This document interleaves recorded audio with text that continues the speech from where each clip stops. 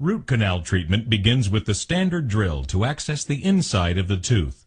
Slower speed round drills can then be used to remove decay and to expose the canals. Tiny files are then used to remove the contents of these canals. The manual method of root canal treatment involves using increasing file sizes that gently clean and shape these canals. A tooth may have one or more canals. Using the manual treatment method of filling the canals involves checking the cone size, then placing rubber cones covered with a liquid sealer into the canals. Once enough cones have been placed, spreading instruments can then be used to compact the cones even further. After the canal is tightly sealed, the excess rubber cones can be removed with a heated instrument. The heated instrument can also be used to heat and compact the cones to better fill the canal space.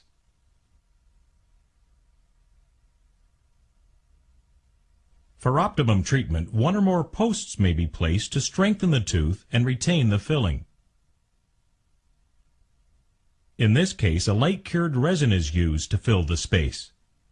It's soft when placed in the tooth and hardened with a bright light. At this point, the tooth is still in a weakened state and can break with heavy biting. The best treatment usually involves preparing the tooth and covering it with a full crown, sometimes called a cap.